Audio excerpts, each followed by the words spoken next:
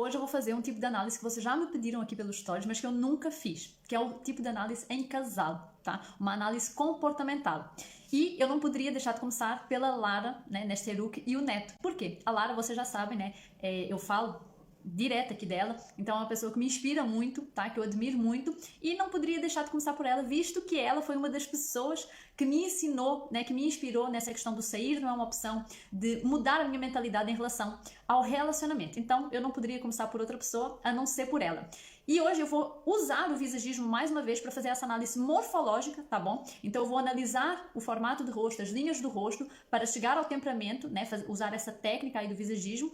E a partir daí a gente falar, né, o que é que pode dar mais certo e o que é que pode aí prejudicar, né, no relacionamento dos dois. Então, a Lara, eu já fiz a análise morfológica dela, né, a análise visagista. Então já tem um post aqui que fala sobre o rosto dela, sobre as características, qual o temperamento presente, e não é novidade para ninguém, né? Ela já confirmou várias vezes que o temperamento dela é o colérico, tá bom? Daqui a pouco a gente vai falar das características do temperamento colérico. E, no caso, o que a gente não sabe aqui é o Neto. O Neto, né, através das linhas do rosto, a gente consegue perceber aí que o rosto dele é um pouquinho mais sutil, tem linhas mais sutis. Os olhos são mais juntos um do outro. A gente consegue perceber uma seriedade, tá? Diferentemente da Lara, que o rosto dela transmite uma certa braveza, sabe, uma certa imponência. Não é seriedade, mas braveza mesmo. A gente olha e, dependendo da foto, a gente tende, né, a ter até um pouco de receio. Como ela mesmo diz, eu não estou brava, eu só falo assim. Devido a essa característica natural do colérico, tá? É essa presença marcante dos traços, dos elementos do rosto. Já o Neto, né, como eu falei, tem os traços mais sutis. A gente pode reparar que o olhar dele é um pouquinho mais aproximado, o que remete a uma pessoa mais reservada, né? Nesse caso, menos expansividade nessa parte emocional. Tem também o nariz um pouco mais longo, que também é uma característica dos temperamentos, do temperamento melancólico. O lábio superior dele também é mais fino. Então, a gente consegue, através dessas características, né, dessa análise morfológica, chegar a essa conclusão. A gente percebe que o rosto da Lara é um pouco mais largo, o que transmite, né, essa questão de estabilidade, e o rosto do Neto é um pouco mais estreito e mais arredondado, o que transmite aí essa presença não tão marcante quanto o colérico.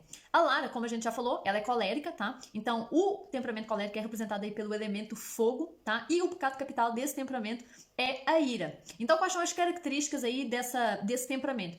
É naturalmente uma pessoa forte, determinada, uma pessoa que tem um pensamento prático, rápido e normalmente mais estratégico. Então, visto que a característica aí, né, o pecado capital do temperamento colérico é, né, a ira, o antídoto para isso é o quê? A paciência. Então, o colérico é o tipo de pessoa que precisa de buscar, né, ter mais paciência, mais calma, com o quê? Com, muitas das vezes, né, a tranquilidade dos outros temperamentos, o ritmo diferente das outras pessoas. Neste caso, o Neto é melancólico e, apesar de os dois terem essa vontade de desejos grandiosos, de desejos árduos, que a gente chama na linguagem técnica, né, é preciso, né, trabalhar essa questão da paciência, porque a Lara, ela tende a ser muito mais rápida do que o Neto, é o natural dela, e isso pode causar, né, aqui alguns desajustes. O Neto, por sua vez, é melancólico, o temperamento dele é representado aí pelo elemento terra, e o pecado capital é a inveja. Os melancólicos tendem a ser mais reservados, tá? Tendem a ser, a ter essa aparência mais séria, tá? Tendem a ser mais metódicos também. Então, eles tendem muito mais a pensar, a refletir sobre as coisas, a remoer as coisas. Então, essa diferença, tá? Aqui nesses dois temperamentos pode, apesar de terem os mesmos desejos, causar alguns problemas. E quais seriam esses? São duas pessoas com temperamento, né, aqui com um polo seco. Então são duas pessoas mais secas e que podem chocar muito nessa questão de personalidade. Porque apesar de terem os mesmos desejos, os dois podem se tornar muito rancorosos, e essa questão da praticidade do colérico e essa profundidade do melancólico podem chocar. Porque se o colérico não vigia aquilo que ele fala e a maneira como ele fala, ele pode machucar essa profundidade do melancólico. E caso ainda faça algo que é muito comum nos coléricos, que é o quê? Ele magoa o outro, ele marca, né? O fogo ele marca o outro. E aí o que é que vai acontecer?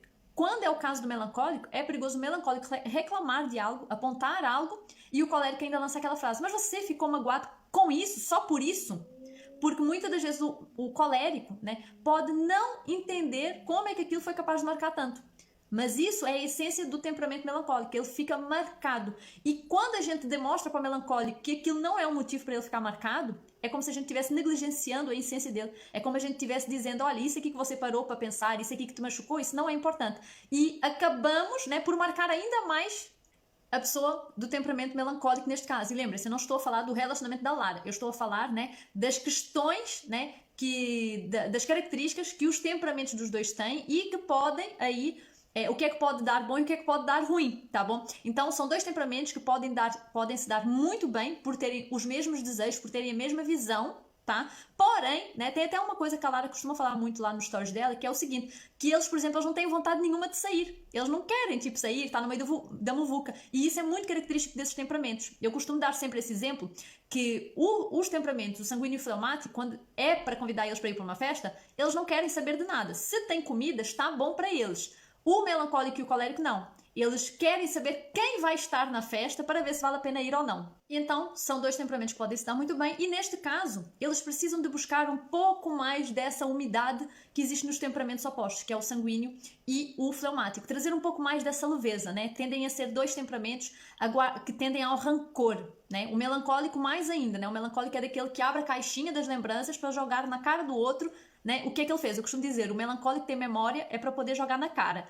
Então, assim, temos que ter, né, nessa questão dos pontos negativos, se isso for ajustado, tendem a ser duas pessoas que chegam muito longe, conseguem alcançar muitas coisas boas. Porém, têm que amadurecer essas questões. E a questão também da praticidade, né, do colérico com o perfeccionismo do melancólico. Ajustando isso, tem tudo para dar certo.